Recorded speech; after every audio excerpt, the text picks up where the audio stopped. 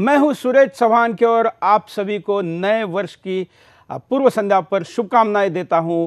भारतीय नववर्ष विक्रम संवत 2072 आया है और आज हम इस दिन के पूर्व संध्या पर सवेरे पर आपके साथ इस विषय पर बात करने के लिए मजबूर है कि हम गुलामी का प्रतीक अंग्रेजों का नववर्ष तो बड़े धूमधाम से मनाते हैं, लेकिन अपने नववर्ष को भूल गए हैं।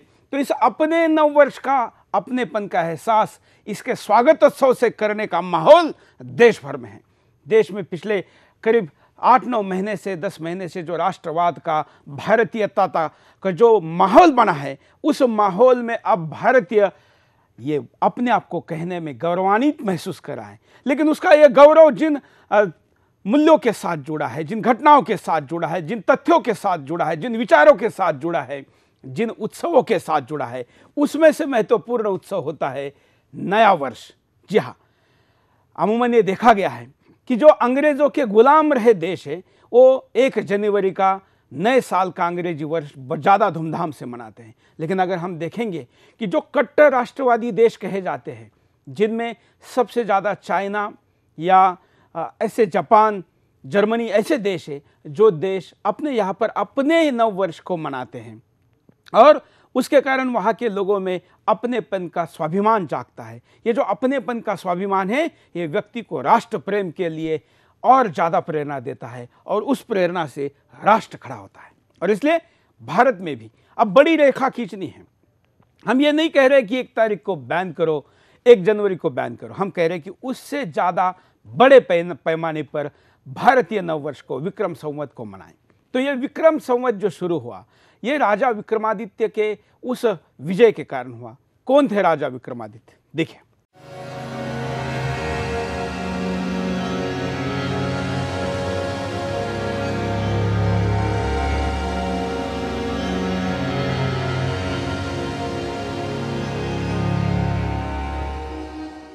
ब्रह्मांड में पृथ्वी एक ऐसा ग्रह है जो अपनी विशेषताओं के कारण अन्य सभी ग्रहों से अलग है।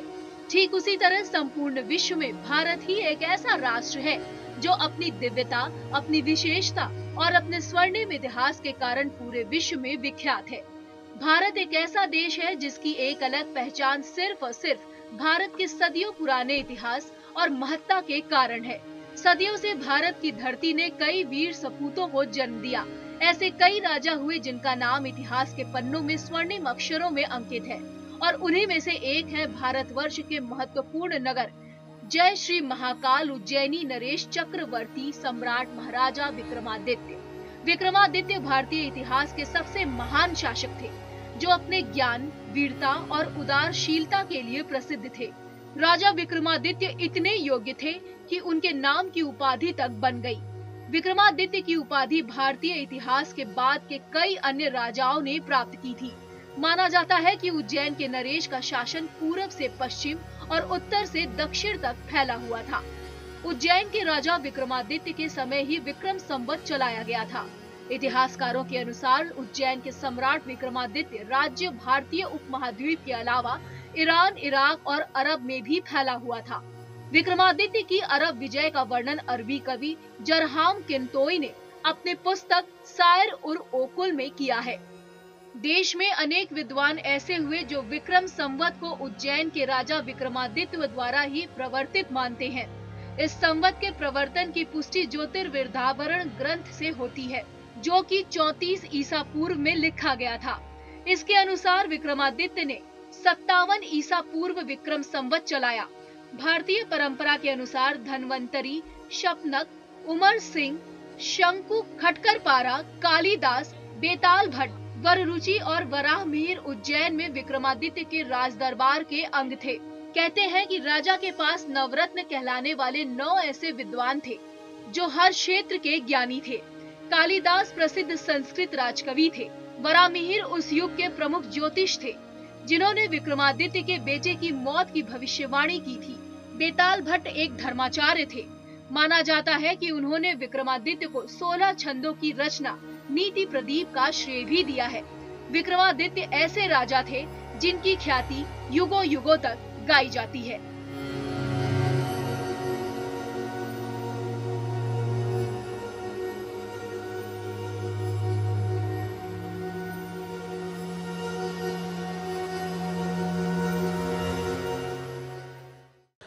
महान राजा विक्रमादित्य जिनके नाम पर ये संवत शुरू हुआ है, ये 2072 हैं। दुनिया की कोई भी सभ्यता जो वर्तमान में जीवित हो इतनी पुरानी नहीं थी, या जो मृत्यु भी हो चुकी है वो भी नहीं थी।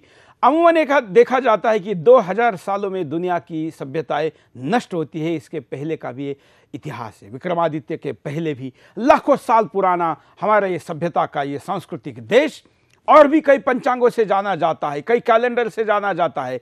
5000 साल पुराना महाभारत कालीन भी कैलेंडर है और उससे भी पुराने कैलेंडर हमारे पास हैं। तो ये जो पंचांग जिसको हम कहते हैं, जिस पंचांग के आधार पर नासा भी अगर उपग्रह छोड़ना है आकाश में, स्पेस में या किसी दूसरे ग्रह पर, तो जिस भारतीय पंचांग का आधार लेती है, जिसके गणित का आधार लेती है, ये पंचांग हमारा क्या है देख लीजिए।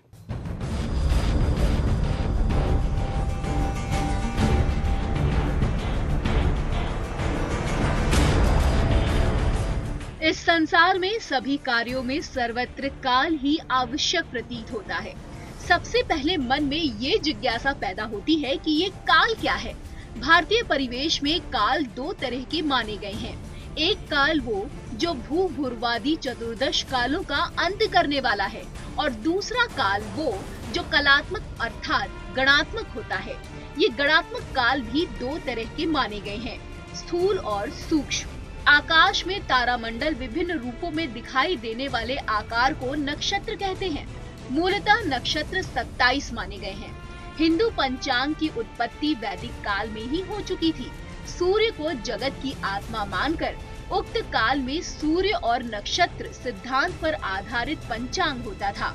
वैदिक काल के बाद आर्यभट्ट, वारामिहिर, भास्कर जैसे खगोल शास्त्रियों ने पंचांग को विकसित कर उसमें चंद्र की कलाओं का भी वर्णन किया।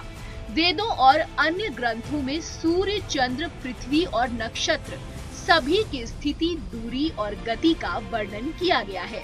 स्थिति, दूरी और गति के मान से ही पृथ्वी पर होने वाले दिन रात और अन्य संधिकाल को विभाजित कर एक पूर्ण सटीक पंचांग बनाया गया है। क्या आप जानते हैं हिंदू पंचांग की अवधारणा क्या है? पंचांग काल दिन को नामांकित करने की एक प्रणाली है। पंचांग के चक्र को खगोलकीय तत्वों से जोड़ा जाता है। 12 महीने का एक वर्ष और 7 दिन का एक सप्ताह रखने का प्रचलन विक्रम संवत में ही शुरू हुआ। महीने का हिसाब सूर्य और चंद्रमा की गति पर रखा जाता है। पंचांग नाम 5 प्रमुख भागों से बने होने के कारण है। ये भाग हैं तिथि, वार, नक्षत्र, योग और कारण। इसकी गणना के आधार पर हिंदू पंचांग की 3 धाराएं हैं। पहली चंद्र आधारित, दूसरी नक्षत्र आधारित और तीसरी सूर्य आधारित कैलेंडर पद्धति। कई रूपों में ये पूरे भारत में माना जाता है। एक साल में 12 महीने होते हैं। प्रत्येक महीने में 15 दिन के 2 पक्ष होते हैं, शुक्ल पक्ष और कृष्ण पक्ष। प्रत्येक साल में 2 अयन होते हैं। इन 2 अयनों की राशियों में 27 नक्षत्र भ्रमण करते रहते हैं। एक दिन को तिथि कहा गया है, जो पंचांग के आधार पर 19 घंटे से लेकर 24 घंटे तक की होती है। चंद्र मास में 30 तिथियां होती हैं, जो 2 पक्षों में बटी होती हैं। शुक्ल पक्ष में 1 से 14, फिर पूर्णिमा आती है। पूर्णिमा सहित कुल मिलाकर 15 तिथि। कृष्ण पक्ष में 1 से 14 और फिर अमावस्या आती है। अमावस्या सहित 15 तिथि। आकाश में तारामंडल के विभिन्न रूपों में दिखाई देने वाले आकार को नक्षत्र कहते हैं। मूलतः नक्षत्र 27 माने गए हैं। ज्योतिषियों ने एक और विभाजित नक्षत्र भी माना है। चंद्र उक्त 27 नक्षत्रों में भ्रमण करता है। प्रत्येक महीने में 30 दिन होते हैं और 30 दिनों में चंद्रमा की कलाओं के घटने और बढ़ने के आधार पर 2 पक्षों यानी कि शुक्ल पक्ष और कृष्ण पक्ष में विभाजित किया गया है। एक पक्ष में लगभग 15 दिन या 15 सप्ताह होते हैं। एक सप्ताह में 7 दिन होते हैं। शुक्ल पक्ष में चंद्र की कलाएं बढ़ती हैं और कृष्ण पक्ष में घटती हैं। संसार का अभिप्राय ही परिवर्तनशील है, वही जीवन है। इसलिए ग्रह नक्षत्रों के परिवर्तन से काल होता है। प्रत्येक वस्तु का काल अपना होता है। जैसे हम पृथ्वी के निवासी हैं, इसलिए हम प्रत्येक काल को पृथ्वी के सापेक्ष ही देखते हैं। ये आज से ही नहीं बल्कि आदि काल से हमारी काल गणना का आधार है।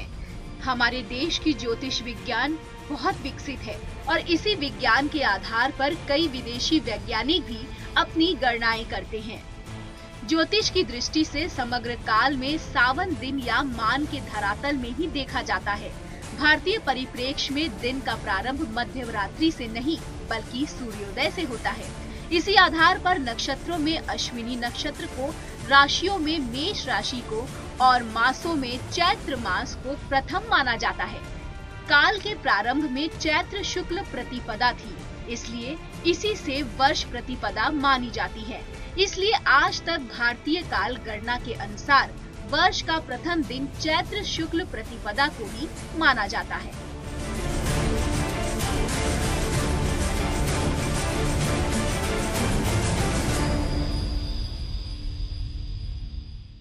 ये जो पंचांग है, ये पंचांग केवल ज्योतिष के लिए नहीं है, ये तो मौसम का हाल भी बताता है और आधुनिक जो रडार होते हैं उससे भी ज़्यादा अच्छा बताता है। हमारा पंचांग केवल ज्योतिष के कुछ पोंगा पंडित लोगों ने खराब कर दिया, उसकी विश्वसनीयता घटा दी। वास्तव में ज्योतिष एक ऐसा शास्त्र है, पंचांग जिसका एक गणितीय आधार है। गणित हमारे यहाँ पर अलग ना सिखाकर ज्योतिष में सिखाया जाता था और ये पंचांग उसी के आधार पर विकसित किया गया है। हजारों सालों बाद भी भारतीय पंचांग में माइक्रो सेकंड की भी कोई डिफेक्ट नहीं आती, कोई एरर नहीं आता, ये इसकी विशेषता है। इसके साथ ही हमारे साथ कई कॉलर जुड़े हुए, हम उनके पास भी चलेंगे, उनकी बात सुनेंगे कि इस मौके पर क्या कहना चाहते हैं। जय हिंद, बोलिए। नमस्कार सर, मैं बिहार भागलपुर से मानसी सिंह बोल रही हूँ और आपसे ये कहना चाहती हूँ कि आज के बिंदास बोल का जो मुद्दा है वो बहुत अच्छा आपने उठाया है।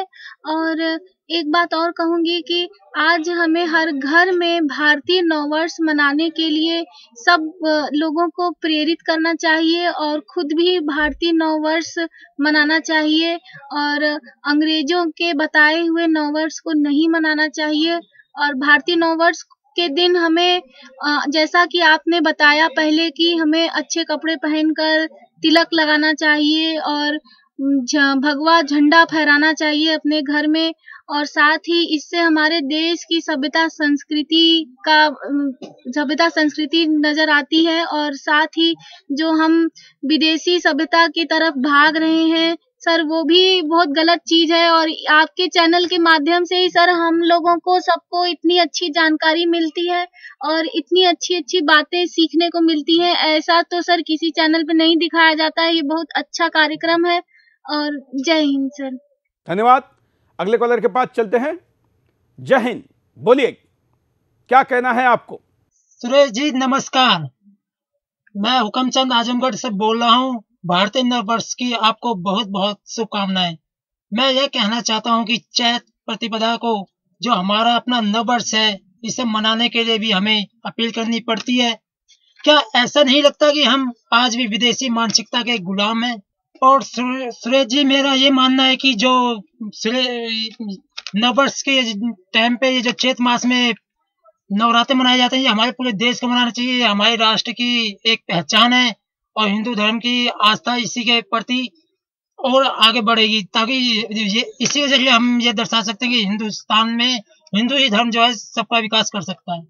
और सुरेश जी, मैं अपने दिल की एक बात और कहना चाहता हूँ। ये नववर्ष का जो मौके पे जो है एक कार्यक्रम चलना चाहिए नवरात्रों का, कि पूरे विश्व में ये एक चलाना चाहिए, जिससे जो है हिंदुस्तान की जो है समाज और सभ्यता का प्रचार जो है विश्व के हर कोने तक पहुंचे। धन्यवाद। अगले कॉलर के पास चलते हैं। हेलो सुरेश जी, नमस्कार सर। ये जो आप जो चला रहे हैं कि अंग्रेजी नया साल छोड़ करके जो हमारे देश का नया साल है उसको मनाना चाहिए, ये बहुत अच्छा है। आज के समय में ऐसा हो गया है कि सब लोग अंग्रेजी वाले के पीछे ज्यादा भागते हैं, अपने देश की जो संस्कृति है उसको भूल रहे हैं। तो हम तो यही चाहेंगे कि इस वापस आना चाहिए, ये सब जो भारतीय नया साल जो है हमारा वो मनाना चाहिए लोगों को, और लोगों को इसके लिए जागरूक भी करना चाहिए। सरकार को भी चाहिए कि वो लोगों को जागरूक करे नया साल पर। धन्यवाद। एक और कॉलर हमारे साथ जुड़े, उनके पास चलते हैं।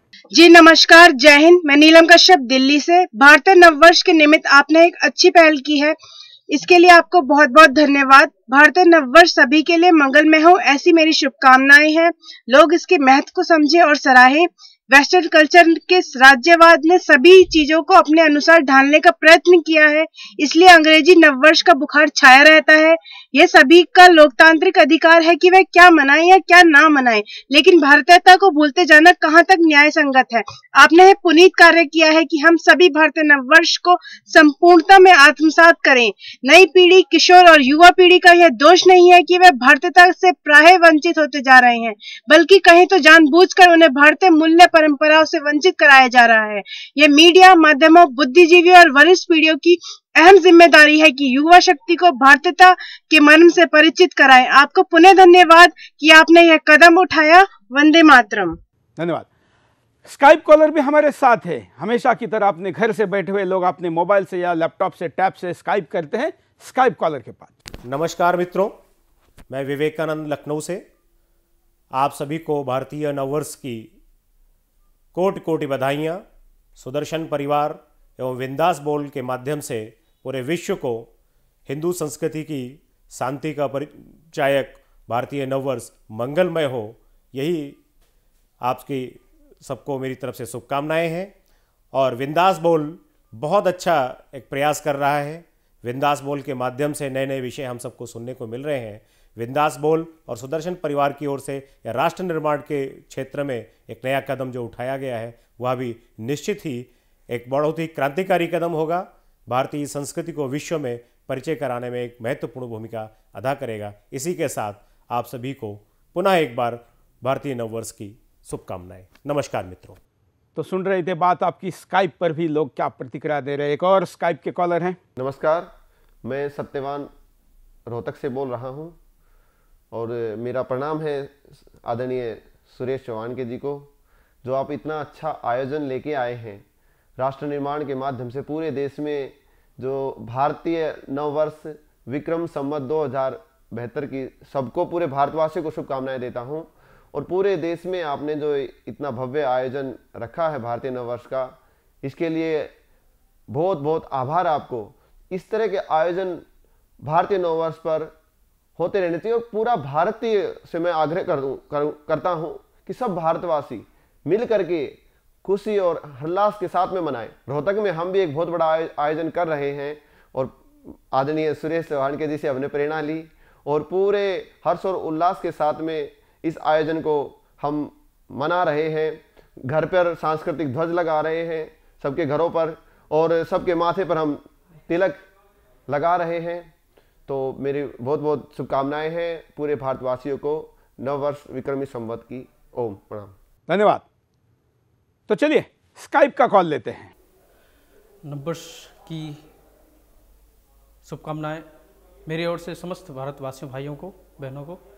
भाई सुरेश चौहान जी के ने आज आपने जो मुद्दा उठाया है बिंदास बोल में, मुझे लगता है कि ये काफ़ी साल पहले हो जाना चाहिए था, मेरा मानना है। लेकिन आपने थोड़ा लेट शुरू किया, लेकिन बहुत ही अच्छा शुरू किया। आप इस मुहिम से, आपने जो ये मुहिम तैयार किया है, जो ये राष्ट्रवाद के जो कार्यक्रम, ये संगठन जो आपने बनाया है, बहुत ही अच्छा है। और आने वाले समय में हम युवा को जो एक रास्ता मिलेगा, एक राह मिलेगा, उसके लिए राष्ट्र निर्माण जो संगठन आपने बनाया है, बहुत ही अच्छा है हमारे लिए, हमारे युवाओं के लिए। धन्यवाद भाई साहब। तो सुन रहे थे बात आपकी। स्काइप पर भी लोग क्या प्रतिक्रिया दे रहे हैं। एक और स्काइप के कॉलर हैं। नमस्कार सुरेश जी, मैं नीरज बोल रहा हूँ हरियाणा से। जिस तरीके से पाश्चात्य संस्कृति में हमारे भारत देश के लोग ढलते जा रहे हैं, उससे कहीं ना कहीं हमारे भारतीय संस्कृति पर खतरा मंडराने लगा है। जिस तरीके से हम पाश्चात्य संस्कृति के जो न्यू ईयर है उसको बड़े धूमधाम से मनाते हैं और कई दिनों से पहले इसकी तैयारी शुरू कर देते हैं, लेकिन हमारी भारत देश का जो नववर्ष है उसके बारे में लोगों को पता ही नहीं है और हमारे देश के लोग इसे जानना शायद चाहते भी नहीं हैं। जो पाश्चात्य संस्कृति भारत देश में इतनी बढ़ चुकी है कि हम अपनी ही संस्कृति को भूलते जा रहे हैं। आपके चैनल के द्वारा जो, एक तो मैं पहले आपके चैनल को मतलब कि धन्यवाद करना चाहूँगा कि इस तरीके की मुहिम उन्होंने चलाई ताकि हमारे देश के लोग हमारा जो भारतीय नववर्ष है उसको जाने और उसको मनाएं, क्योंकि जितनी जरूरी पाश्चात्य संस्कृति के नववर्ष मनाने के उससे कहीं ज़्यादा ज़रूरी हमारे भारत का नववर्ष मनाने की ज़रूरत है, ताकि आने वाली पीढ़ी को हमारे देश की संस्कृति के प्रति पता सके, ताकि आने वाली पीढ़ी को हमारे देश के भारतीय नववर्ष के बारे में पता लग सके, और जिस तरीके से हम आज जो भी लोग हम भारतीय संस्कृति को मना रहे हैं उससे कहीं ज़्यादा इसका प्रचार हो और आने वाले समय में हम भारतीय नववर्ष को मनाएं। तो सुन रहे थे बात आपकी। स्काइप पर भी लोग क्या प्रतिक्रिया दे रहे हैं। एक और स्काइप के कॉलर हैं। भाई सुरेश जी, सबसे पहले मैं आपको बिंदास बोल के लिए, बिंदास बोल के माध्यम से किए जा रहे आपके प्रखर राष्ट्रवादी कार्यों को नमन करता हूं। भ्राताश्री, आपने तो देश में भूचाल ला दिया है बिंदास बोल के माध्यम से, खास करके प्रखर राष्ट्रवाद के बारे में। खैर, तत्पश्चात वर्ष प्रतिपदा शनिवार संवत 2072 जो 21 मार्च को है, इसके लिए आपको तथा चैनल के माध्यम से समस्त भारतवासियों को, यहां तक कि अभी पूरे विश्व को ढेर सारी शुभकामनाएं देता हूं। आप सभी को नया साल अपरिमित, असीमित, ढेर सारी खुशियां प्रदान करे। आज भारतवर्ष और भारतीय संस्कृति सबसे बड़े संकट काल से गुजर रहा है। एक तरफ पश्चिमी देशों की विसंगतियां, उनकी कुरीतियां पूरे देश पर हावी हो रही हैं, तो दूसरी तरफ ओवैसी जैसे लोग या उनकी सोच या उनके विचार पूरे देश पर संकट बने हुए हैं। इन परिस्थितियों में मैं आपके चैनल के माध्यम से देशवासियों को आह्वान करना चाहता हूं, देशवासियों का आह्वान करना चाहता हूं। मैं प्रार्थना करता हूं, अनुरोध करता हूं कि आप शनिवार 21 मार्च को, जो कि हमारी परंपरा है, मां दुर्गा की हम पूजा करते हैं, तो हम मां दुर्गा की पूजा करें।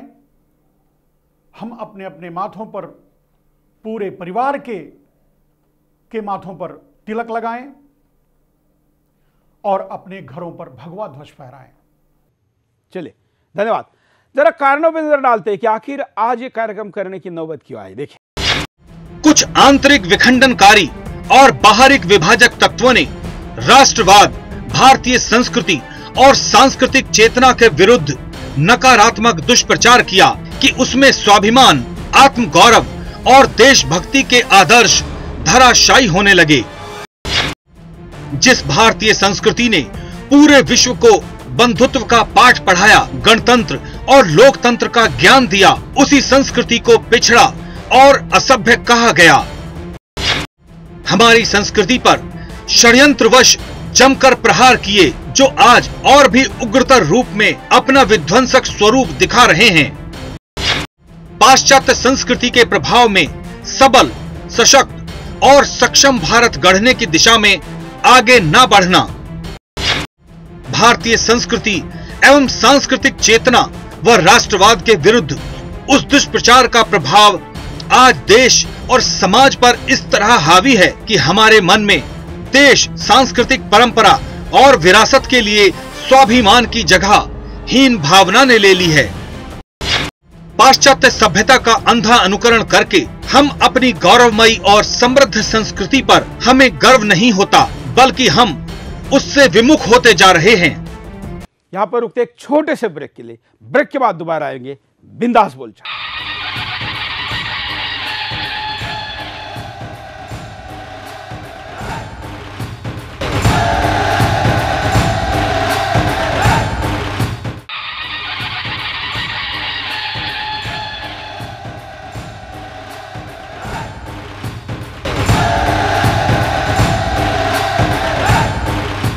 ब्रेक के बाद आपका एक बार फिर से स्वागत है। आप देख रहे हैं बिंदास बोलो, और बिंदास में हम आपके सामने मुद्दा लेकर आए कि गुलामी का प्रतीक अंग्रेजों का नववर्ष तो हम अब तक मनाते आए हैं, क्यों ना अब इस राष्ट्रवादी माहौल में हम भारतीय नववर्ष विक्रम संवत को मनाएं। इस साल विक्रम संवत 2072 है और अंग्रेजी तिथि अनुसार 21 मार्च को आ रहा है। राष्ट्र निर्माण इस सामाजिक संगठन ने जो सुदर्शन के इनिशिएटिव के आधार पर काम कर रही है, देश भर में इसको मनाने का तय किया है। हर माथे पर तिलक और हर घर पर भगवा अपना सांस्कृतिक ध्वज लगाने का यह अभियान है। इस अभियान को भी बड़े पैमाने पर देश भर में किया जा रहा है। इसकी क्या तैयारियां है, कैसे झंडे लगाए जा रहे हैं, क्या कार्यक्रम हो रहे हैं, इस पर नजर डालते हैं। हमारी सभ्यता संस्कृति का लोहा पूरी दुनिया ने माना है। भारतीय संस्कृति की ही देन है कि दुनिया के कई वैज्ञानिक ग्रह नक्षत्रों की सही गणना हमारी प्राचीन ज्योतिष गणना के आधार पर करते हैं। प्राचीन समय में भारतवर्ष में हर कार्य के पहले संस्कार संपन्न करने की परंपरा थी। इन संस्कारों की संख्या 40 थी। बाद में सामाजिक परिवर्तनों के परिणाम स्वरूप इन संस्कारों की संख्या 16 रह गई। महर्षि व्यास द्वारा सूचित इन 16 संस्कारों में से आज के परिवेश में इन सभी संस्कारों को करना अति आवश्यक है। ये 16 संस्कार गर्भस्थ शिशु से लेकर शरीर के अंत तक पूर्ण होते हैं। हमारा भारतीय नववर्ष हमारी महान और समृद्ध परंपरा का प्रतीक है।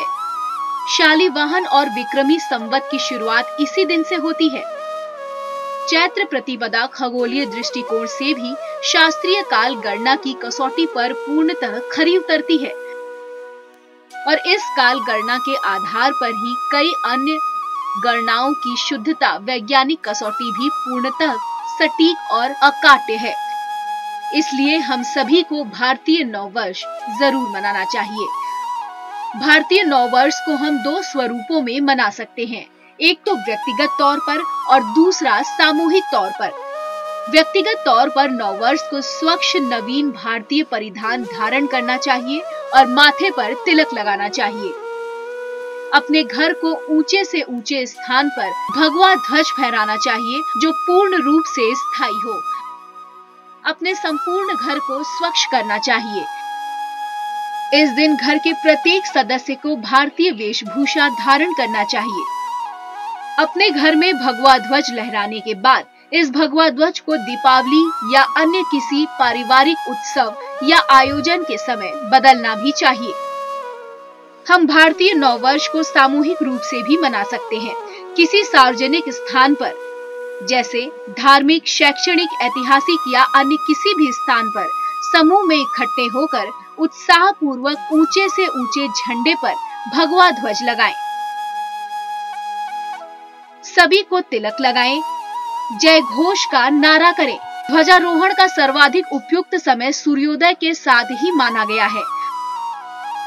नववर्ष को पूरे दिन उपयुक्त समय पर शोभा यात्रा निकालें, प्रभात फेरी निकालें, झांकी निकालें, सांस्कृतिक कार्यक्रमों का आयोजन भी करें। सांस्कृतिक कार्यक्रम में भारतीय गीत, संगीत, नृत्य, नाटक, काव्य सम्मेलन को सम्मिलित करना चाहिए और अपनी सभ्यता संस्कृति से सभी को अवगत कराना चाहिए। इस दिन अधिक से अधिक गाड़ियों में, घरों में, कार्यालयों में और ऐसे कई स्थानों पर भगवा ध्वज जरूर लगाएं। भगवा ध्वज हमारी सांस्कृतिक पहचान है। ये आस्था, त्याग, समर्पण, तेज और शौर्य का प्रतीक है। हमारे महान पूर्वजों ने इसकी महिमा को बढ़ाया है। घर पर जैसे DTH का एंटीना लगाने से टीवी सिग्नल की गुणवत्ता अच्छी होती है, ठीक वैसे ही घर पर लगा भगवा ध्वज दैवीय शक्तियों को घर के अंदर प्रभावी तरीके से प्रवेश कराता है। इससे घर में सुख शांति का स्थायी वास होता है। इससे आपके घर को नजर नहीं लगती और कई दोषों से घर दूर रहता है। पड़ोसियों में इस घर के प्रति सकारात्मक भाव उत्पन्न होता है। माथे का तिलक आपके अंदर सकारात्मक ऊर्जा का संचार करता है। इसलिए भारतीय नववर्ष के दिन अपने माथे पर तिलक और अपने घर में भगवा ध्वज जरूर लगाएं। तो ये राष्ट्र निर्माण के लाइन पर फ़ोन करके आप अपने यहाँ पर झंडे मंगवा सकते हैं। आपके घर पर कार्यकर्ता इसको पहुँचाएंगे, जिसको आप स्वाभिमान के साथ अपने घर पर लगाइए और ये घर पर लगा रहेगा तो अच्छी शक्तियाँ भी आपके घर के अंदर आएगी। और साल भर, अगले साल तक इसको रखिए या दिवाली को इसको दोबारा बदलिए। साल भर हर भारतीय के घर पर ये झंडा रहेगा तो निश्चित तौर पर आकाश से प्रवास करने वाले देवताओं को भी वो घर देखने में अच्छा भी लगेगा और आशीर्वाद देने में सुविधा भी होगी। आइए, भारतीय नववर्ष की क्या विशेषता है, इसको देखते हैं। भारतीय नववर्ष खगोलीय काल गणना ग्रहों और नक्षत्रों पर आधारित है। इसी समय में ऋषि मुनियों ने अनंत काल के प्रवाह को समेटकर अद्भुत प्रतिभा का परिचय दिया है। सतयुग, त्रेता युग, द्वापर युग और कलियुग, ये 4 युग होते हैं। इन्हीं चारों युगों को मिलाकर एक महायुग बनता है और ऐसे 27 महायुग बीत चुके हैं। 28वें महायुग में कलियुग के 5116वें वर्ष के अंतर्गत शिव विशंति नियमानुसार कीलक नामक विक्रम संवत 2027 चैत्र शुक्ल प्रथम नवरात्र अर्थात 21 मार्च 2015 को है। ब्रह्मा जी ने सृष्टि की रचना भी इसी दिन की थी। साथ ही भगवान श्री राम का राज्याभिषेक भी इसी दिन हुआ था, इसलिए इस दिन का महत्व और भी बढ़ जाता है। इसी दिन स्वामी दयानंद सरस्वती ने आर्य समाज की स्थापना भी की थी। राजा विक्रमादित्य ने इसी दिन शकों पर विजय प्राप्त की थी और इसी दिन से नवरात्र भी शुरू होते हैं। इसी कारण इस दिन का हमारे देश में विशेष महत्व है। आइए देखते हैं कि भारतीय नववर्ष और अंग्रेजी नववर्ष, इसमें हमारा नववर्ष बेहतर कैसे है, ये प्रकृति के साथ कैसे जुड़ा है।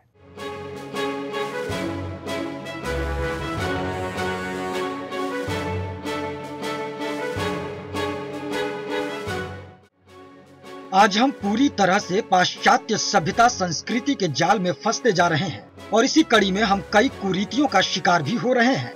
पश्चिमी सभ्यता के जाल में फंसकर हमारे देश के युवा अपना और अपने देश का भविष्य भी अंधकार की गर्त में डुबो रहे हैं। आए दिन किसी भी पर्व त्योहार पर हमारे देश की युवा पीढ़ी फिल्मी गानों की धुनों पर थिरकती नजर आती है। पश्चिमी सभ्यता का प्रभाव इतना बढ़ गया है कि हमारे देश का युवा शराब, ड्रग्स और ऐसे कई बुराइयों का शिकार होता जा रहा है। अंग्रेजों के नववर्ष यानी 1 जनवरी को बड़े पैमाने पर शराब की नदियां बहा दी जाती है। बड़े स्तर पर पब और डिस्को में असभ्यता का खेल खेला जाता है।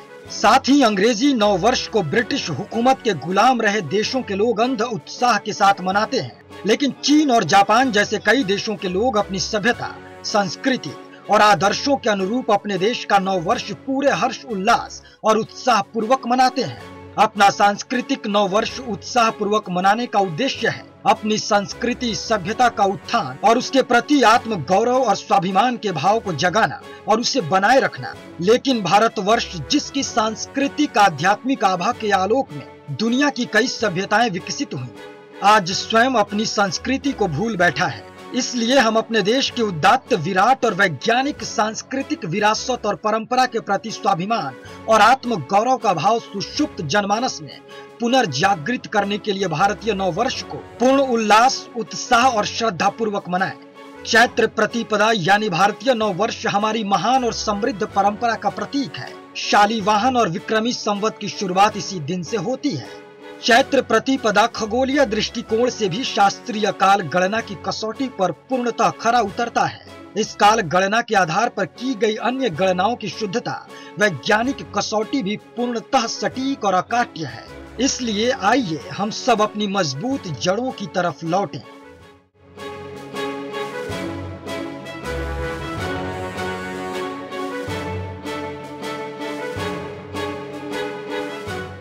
अब टेलीफोन कॉलर हमारे साथ कई जुड़े हुए हैं, ये बिंदास की विशेषता है कॉलर के पास चलते हैं। जय हिंद, बोलिए। जय हिंद सर। हम भारतीय संस्कृति का जो प्रतीक है भारतीय नववर्ष, देखिए आज के जनरेशन में लोग 1 जनवरी का जो नववर्ष है वो हर बार मनाते हैं, उस दिन लोग जश्न में डूबे रहते हैं। लेकिन भारतीय नववर्ष को कहीं ना कहीं हमारी नई पीढ़ी भूलती जा रही है। इसलिए मैं भारतीय नववर्ष मनाना चाहिए, क्योंकि ये हमारी संस्कृति और सभ्यता का प्रतीक है। और साथ ही साथ हमें इसके बारे में अपने आस पड़ोस, घर, स्कूलों में और कॉलेजेस में खासकर इसके बारे में जानकारी देनी चाहिए, ताकि हमारी भारतीय संस्कृति जो है कोई पिछड़ ना जाए।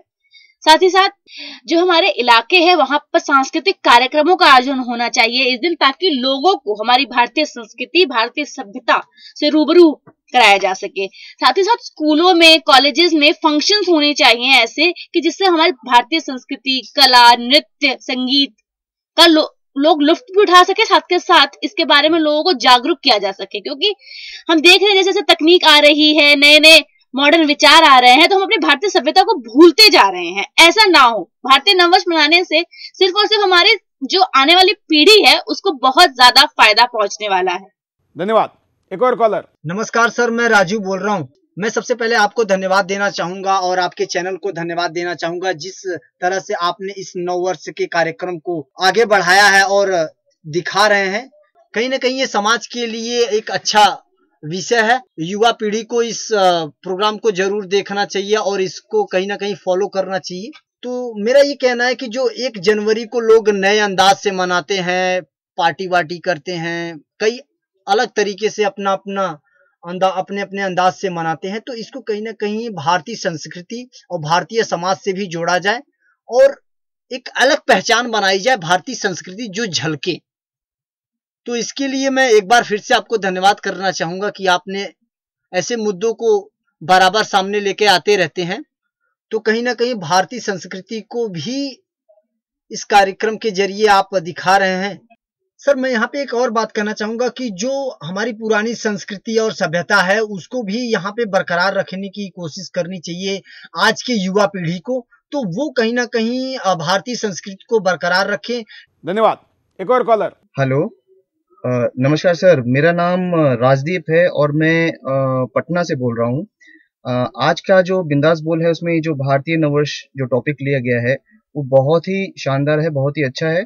और जैसे कि देखा जाता है कि नॉर्मली हमारे देश में जो पाश्चात्य संस्कृति का जो थोपने की प्रथा चली आ रही है इतने सालों से, उसमें कहीं ना कहीं हम लोग अपना जो एक्चुअल में जो भारतीय नववर्ष है उसे भूल चुके हैं।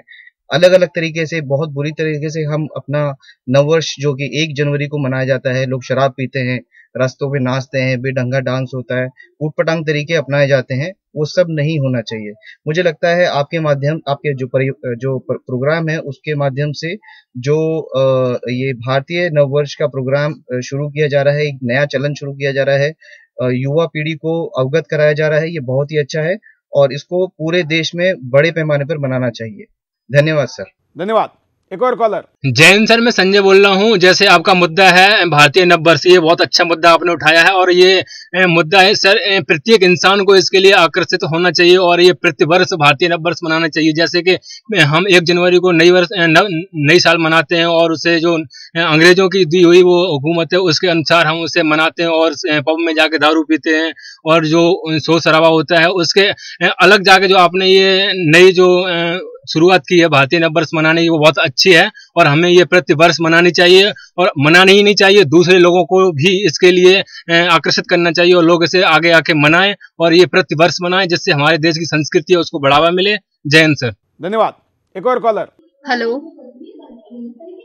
हाँ जी, नमस्ते सुरेश जी, मैं इलाहाबाद से मंजू सिंह बोल रही हूँ और आपका जो ये प्रोग्राम है बिंदास बोल, ये बहुत अच्छा प्रोग्राम है और सबसे खास बात यह है कि आपने आज का जो मुद्दा उठाया है भारतीय नववर्ष, ये बहुत बढ़िया मुद्दा है। मैं आपके चैनल के माध्यम से ये कहना चाहती हूँ कि आप इस तरह के मुद्दों को उठाते हैं जो कहीं भी सुनने को नहीं मिलता है, ना ही देखने को मिलता है।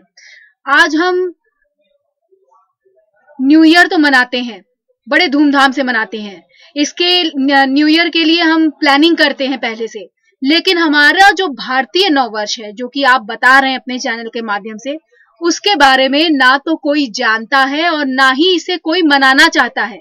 और मैं पर्सनली तौर पर भारतीय नववर्ष हर साल मनाती हूँ और आपको बता दूं कि अगर मैं किसी को ये कहती हूँ कि आप भारतीय नववर्ष मनाइए, तो लोगों की प्रतिक्रिया बड़ी अजीब होती है। मुझे समझ में नहीं आता है कि हम अपनी ही सभ्यता संस्कृति की तरफ अगर हम अपनी श्रद्धा दिखाते हैं, अपनी सभ्यता संस्कृति के अनुसार हम कोई नया साल मनाना चाहते हैं, तो उसे लोग बड़ी हे दृष्टि से देखते हैं। ये बहुत गलत बात है। मैं चाहती हूँ कि भारतीय नववर्ष को हमें अंग्रेजों का दिया हुआ जो नया साल है उससे बड़े पैमाने पर मनाना चाहिए। और इसी के साथ मैं बस इतना ही बोलना चाहती हूँ। धन्यवाद। धन्यवाद। तो चलिए स्काइप का कॉल लेते हैं। भारतीय नववर्ष चैत्र शुक्ल प्रतिपदा को मनाया जाता है। हमारी संस्कृति अपने आप में इतनी महान है, तो हम दूसरे लोगों का नववर्ष क्यों मनाएं? और जो कार्यक्रम आयोजित किए जाते हैं इस दिन, हम पूरी भागीदारी अपनी दिखाएं और अपने नववर्ष को लोगों तक पहुंचाएं। हम दूसरों का नववर्ष मना रहे हैं, चाइना अपना नववर्ष मनाता है, वो कहीं नहीं ये अंग्रेजों के द्वारा दिया हुआ नववर्ष मनाता है। तो हमें अपने नववर्ष को मनाना चाहिए, लोगों में जागरूकता पहुंचानी चाहिए इस चीज़ की। और अगर हम आज इस विषय में बात कर रहे हैं तो ज़रूर लोग इस बारे में सोचेंगे और अपने संस्कृति में जो नववर्ष मनाया जा रहा है या है खुद जो लोगों को पता नहीं है, तो उसको हम मनाएंगे। तो ये हमारे अंदर देश प्रेम और अपनी संस्कृति को अंदर तक अवशोषित करने के लिए एक अच्छा माध्यम है। मैं बधाई देना चाहता हूँ सुदर्शन न्यूज को, जो इस तरीके का प्रोग्राम दिखाकर लोगों में जागरूकता पैदा कर रहा है। धन्यवाद। अब हम परिणामों पर नजर डालते हैं कि क्या परिणाम होते हैं। देखिए, हमारी सभ्यता पूरी तरह से नष्ट हो जाएगी, जिससे हमारी अगली पीढ़ी पर बुरा प्रभाव पड़ेगा। भारतीय सभ्यता को विस्तृत रूप से प्रचारित न करने से हम अपने प्राचीन काल की विशेषताओं से वंचित रह जाएंगे। भारतीय नववर्ष के प्रति हमारी अरुचि हमारी गुलामी का प्रतीक है। हमारा समाज अंग्रेजी सभ्यता का गुलाम बन जाएगा। हमारी सोच पर पूरी तरह से पश्चिमी सभ्यता हावी हो जाएगी, जिससे हमारे देश में अनेक कुरीतियां भी उत्पन्न हो जाएंगी। तो अपना मनाने के परिणाम, अपने ना मनाने के भी परिणाम, दोनों परिणाम हम आपके सामने दिखाए हैं। अब हम आपके सामने समय की पुकार, समय दान की कैसी आवश्यकता है। हिंदुस्तान, आप कहेंगे कि ये जो राष्ट्र निर्माण का अभियान है, ये राष्ट्र निर्माण क्यों? सरकार क्या करेगी? सरकार तो देश बनाएगी। जो आंखों से दिखता है, हाथ से टच किया जाता है, जो सीमाओं में बंधा हुआ है, जो व्यवस्था का रूप है, उसको देश कहा जाता है। और जो अंतरात्मा से निर्मित होता है वो राष्ट्र कहा जाता है। तो राष्ट्र निर्मिति का काम समाज ने करना चाहिए, उसके नागरिकों ने करना चाहिए। देश निर्मिति का काम सरकार और व्यवस्था ने करना चाहिए। तो इस व्यवस्था के लिए इस नए साल पर, हमारे अपने साल पर, हम एक संकल्प ले लें। हमें राष्ट्र निर्माण में अपना समय दान दीजिए। राष्ट्र निर्माण में आपका एक एक क्षण का उपयोग किया जाएगा, आपके एक एक पसीने के बूंद का उपयोग किया जाएगा। ये कैसे हो सकता है? समयदान के द्वारा। नेताजी सुभाष चंद्र बोस ने कभी आप मुझे खून दो, मैं तुम्हें आज़ादी दूंगा कहा था। अब तो खून देने के बजाय पसीना देने की ज़्यादा ज़रूरत है। खून तो देने की ज़रूरत आएगी तब तो हम देंगे ही, और वो पसीना देने के लिए आपके समयबद्ध तरीके से, योजनाबद्ध तरीके से समय दान की आवश्यकता है। तो राष्ट्र निर्माण आज की इस मौके पर आपका समयदान मांगता है। आप समयदान दीजिए। स्क्रीन पर चल रहे राष्ट्र निर्माण के मिस कॉल पर आप कॉल करके आप अपने आप को रजिस्टर कर सकते हैं, वेबसाइट पर रजिस्टर कर सकते हैं, सोशल मीडिया पर जुड़ सकते हैं। तो मित्रों, आज के लिए ये हम आपके सामने लेकर आए इस मुद्दे पर बारी है उपाय की। देखिए, बड़े पैमाने पर हमें भारतीय नववर्ष को मनाना चाहिए और जन जन तक इसका प्रचार करना चाहिए। आसपास के क्षेत्रों में प्रातःकाल प्रभात फेरी निकालनी चाहिए और घर घर पर इसका प्रचार करना चाहिए। स्कूलों में और सार्वजनिक स्थान पर बड़े पैमाने पर सांस्कृतिक आयोजन करने चाहिए, जिससे लोग इसके प्रति आकर्षित हों और भारतीय नववर्ष को पूरे सम्मान के साथ मनाएं। अपनी आने वाली नई पीढ़ी को भारतीय सभ्यता संस्कृति के प्रति जागरूक करना चाहिए। प्राचीन भारत की लुप्त हो चुकी ऐसी परंपराओं को बड़े पैमाने पर बच्चों को पढ़ाया जाना चाहिए। भारतीय नववर्ष का प्रचार हर माध्यम से करना चाहिए, जिससे अधिक से अधिक लोग इसे पूरे उत्साह के साथ मना सकें और अपनी सभ्यता संस्कृति को सम्मान दें। इन उपायों के साथ हम यही कहेंगे कि उपाय हमें करने हैं। केवल कार्यक्रम तक इस बहस को सीमित रखने के बजाय कार्यक्रम के बाद भी इसको बढ़ाइए। अपने घर को दिवाली की तरह सजाइए, साफ करिए, संभव हो तो नए कपड़े पहनाइए, नहीं तो साफ कपड़े पहनिए, माथे पर तिलक लगाइए, एक दूसरे को बधाई के संदेश दीजिए। SMS को आज के दिन कोई एक्स्ट्रा प्रीमियम चार्ज भी नहीं है। फेसबुक पर भी पोस्ट डालिए। राष्ट्र निर्माण के साइट से अगर आपको संभव हो तो घर पे जैसे झंडा लगा रहे हैं वैसे फेसबुक पर DP पर भी आप अपना झंडा लगाइए, उसकी कॉपी राष्ट्र निर्माण से कर लीजिए। ज़्यादा से ज़्यादा लोगों को मिलिए, घर में कार्यक्रम करिए, अपने लोगों को फ़ोन करिए और संभव हो तो सार्वजनिक स्थान पर भी कार्यक्रम करिए। सुदर्शन न्यूज़ परिवार और राष्ट्र निर्माण के संयुक्त आयोजन में दिल्ली में कार्यक्रम हो रहा है। 4:30 बजे विजय चौक, जो पार्लियामेंट और राष्ट्रपति भवन के बीचों बीच आता है, जहां पर हमको आज़ादी का पहला झंडा फहराने का मौका मिला था, वहीं पर हम सांस्कृतिक पताका फहरा कर शोभा यात्रा शुरू करने जा रहे हैं। 4:30 बजे 21 तारीख को इस नव वर्ष पर विजय चौक पर आए, वहां से पैदल शोभा यात्रा करते हुए मावलनकर हॉर कॉन्स्टिट्यूशन क्लब रफी मार्ग पर जाएंगे और वहां पर 2 घंटे का नए वर्ष का स्वागत उत्सव का कार्यक्रम होगा। जो दिल्ली NCR के आसपास है वो वहाँ पर आए, अन्य लोग बिंदास के समय में इसको लाइव देखें। और आप लोगों को एक और खुशखबरी मैं जाते जाते देना चाहूँगा। जो लोग इस नववर्ष को मनाएंगे वो अपने घर पर ध्वज लगाए, अपने माथे पर टीका लगाए, एक अपनी सेल्फी खींचे या फोटो खींचे और राष्ट्रनिर्माण.org इस साइट पर, इसके फेसबुक हैंडल पर और सुदर्शन न्यूज़ के फेसबुक पेज पर इसको अटैच करें। जिस पोस्ट के ऊपर आप अटैच करेंगे उस फोटो को हम लेंगे और चैनल पर यहाँ राइट साइड में पूरे 21 तारीख के दिन भर हिंदू भारतीय नव वर्ष पर हम ऐसे लोगों के फोटो को मुफ्त में चलाएंगे जिन्होंने इस वर्ष को मनाया और औरों को मनाने में प्रेरणा दी। दोबारा इस विक्रम संवत 2072 की आप सभी को शुभकामनाएं। आज के लिए इतना ही। जय हिंद।